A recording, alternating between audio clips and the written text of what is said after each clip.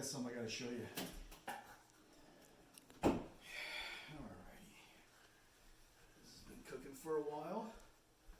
New year, new season of Chargers football, and although it's a preseason and nothing really matters at the end of games like this, they're 2-0. They've played the Detroit Lions in the Hall of Fame game, and they've played the New Orleans Saints to officially open the preseason at home and SoFi. And after this game, which will be tomorrow, they'll be traveling to LA to play the Rams. And yes, the Los Angeles Chargers will be traveling to LA to play the Rams at SoFi Stadium. And this is a game where we will see Justin Herbert for the first time in the preseason.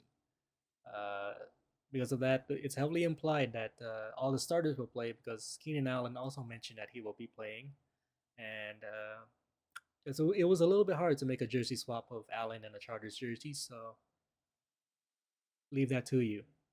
And after this game, they'll be traveling to Santa Clara to play the 49ers to wrap up the preseason. And that will probably be another full dress rehearsal game where Herbert and that offense and all the starters will be playing for a little bit longer, maybe a full quarter. Even though it's only been 2 games so far, the Chargers have proven a lot of things that will impress a lot of people for this upcoming season. And one of those things is the revival of that defense. And that defense is really good. Jesse Minter, in his second year, has created a defense who, in only 2 games, has 11 turnovers. And even though it's second stringers against second stringers, third against third, fourth against fourth, say what you want about that, this team has shown glimpses of what it can do with starters. And given that the starters are well rested and they have more than a year and probably 2 years now to learn the playbook under Jesse Minter, this team will be something that will surpass last season's, which at one point they were the number one defense. And maybe even surpass the Legion of Boom, which, believe it or not, ties into my next point, which is about the return of Pete Carroll. Pete Carroll is now on the Raiders with Geno Smith. And speaking of Geno Smith, the Chargers are in a division where they'll be facing a lot of aggressive star power. Everyone knows about the Chiefs with Andy Reid and Patrick Mahomes, probably Travis Kelce for one last ride, Bo Nix and Sean Payton getting ready to start up again, and Pete Carroll and Geno Smith. Geno Smith wanting to keep proving people wrong, especially with that very successful turnaround in Seattle, where he led the Seahawks to a playoff game for the first time in a few years, and for the first time in his career. So there will be a lot of things to watch out in that Chargers defense versus divisional offenses. And they'll need that defense because the schedule they'll be facing has a lot of aggressive star power as well on offense. Another thing that I would like to say about what impresses me about the Chargers so far is the revival of Trey Lance's career. And if you're watching this video or are a 49ers fan, everyone knows the story of Trey Lance and how he was supposed to be the quarterback of the future for the 49ers. He was a third round, or not third round, he was the third overall pick back then, and he was supposed to be the future of the 49ers. He got hurt, and then he's been bouncing around for a couple teams, and he's always been a backup for those teams. He never got back to being a starter for any of the teams he started. But he has experienced a career revival with the Chargers, and Jim Harbaugh has done it again. He's done it with Alex Smith, he's done it with a couple other quarterbacks, and he might do it again with Trey Lance. And it's a 1-year deal, so it's more motivation for him for Trey Lance to keep going and revive his career, even if it's just a backup right now. He can revive his career, and the preseason showings that we will be talking about, he has surpassed expectations and looked a lot different compared to what he has been going through before coming to the Chargers. So I wanted to point out the 2025 schedule before we get into more of the analysis, because there's a reason I said that that Chargers offense needs to be better or even surpassing the defense of last year.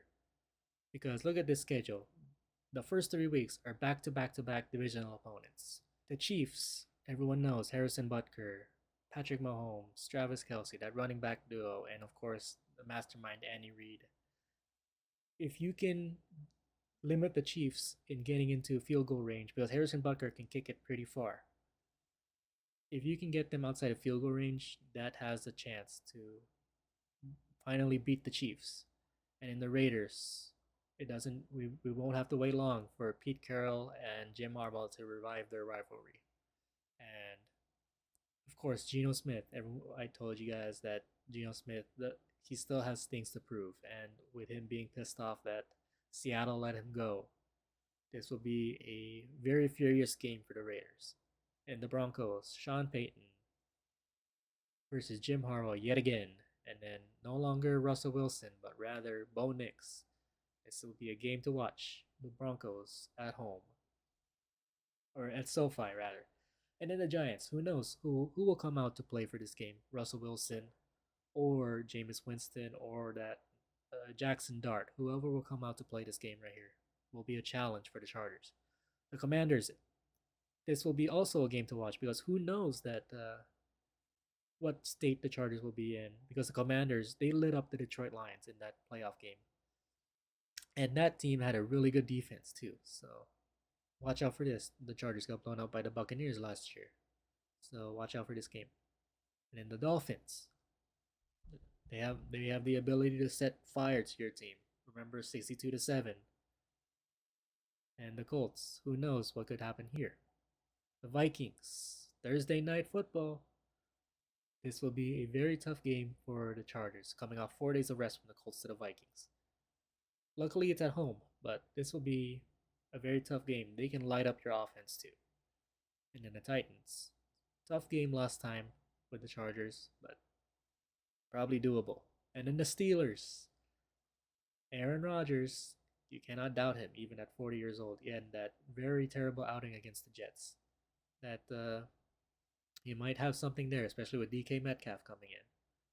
The Jaguars, who knows what could happen with Trevor Lawrence.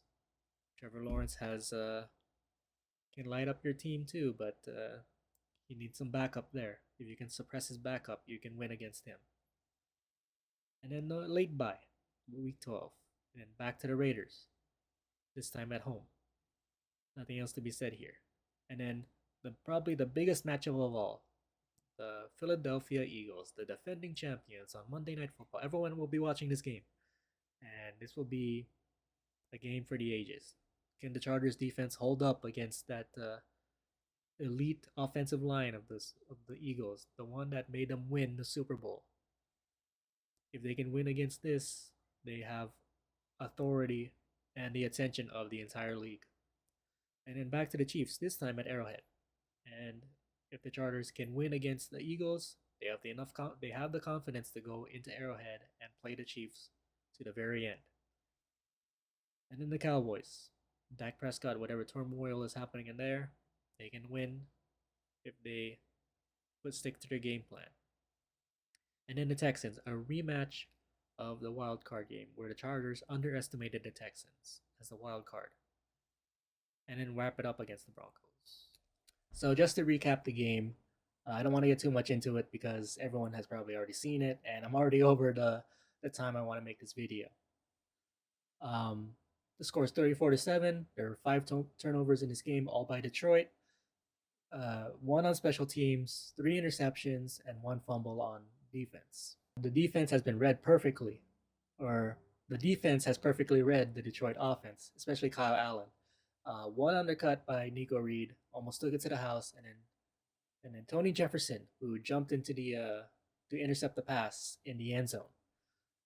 Those are the 2 turnovers, and the Chargers capitalized on both of them.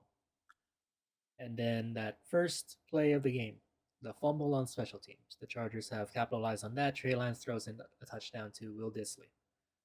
And that's pretty much it. The last turnover was in the waning minutes of the game, and the Chargers can run it out after that. Trey Lance, speaking of Trey Lance, he did successfully. He pretty much succeeded because he didn't throw the ball too much, he only threw it deep once. And then that offensive line has held up pretty well, although the majority of the successful runs came in as they bounced outside of the tackles. That's how the Chargers have succeeded in terms of quarterback play and running back play. And now we're talking about week 2 of the preseason, or officially week 1 for the rest of the league. This was against New Orleans, and this was a pretty rough game, although the score wouldn't tell you otherwise. So, going back quickly in this recap of the game, the defense was a constant in this 27-13 win in favor of the Chargers. They had a lot of stops behind the line, they had a lot of sacks, and it was highlighted by a dominant performance by Caleb Murphy and Eric Rogers. Eric Rogers had an interception, returned for a pick six, and there was another interception later on in that game as well. That was where things would end because on the offensive side, things would fall apart. Taylor Heineke started this game, and things didn't look too good. He nearly got sacked in the end zone for a safety, and although the score didn't count, it brought back a lot of coincidences because the last time these two teams played, which was in the regular season, the first score of this game was actually a sack by the Saints in the end zone, and the score was 2-0 then. And then also a coincidence was that this game became a runaway for the Chargers. At I think last time it was 31-9. This time it was 27-13. There were some positives on that offense though. DJ, the fourth stringer, came in at the late end of the fourth quarter and he had a 51-yard bomb to Campbell.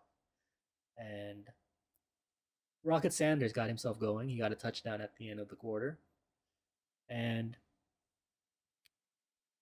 other than a few hiccups on that defense where they gave up that 54-yard touchdown, yeah, that's pretty much it because that offensive line didn't do too well this time around. Trey Lance came in after Taylor Heineke. I think after the late half of that first quarter, he started to run. He had to run this time around to get any kind of traction in this game, and that resulted in a 5-yard touchdown.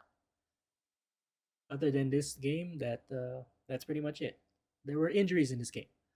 Eric Rogers, the hero of that defense that day, he got hurt, and so did a lineman.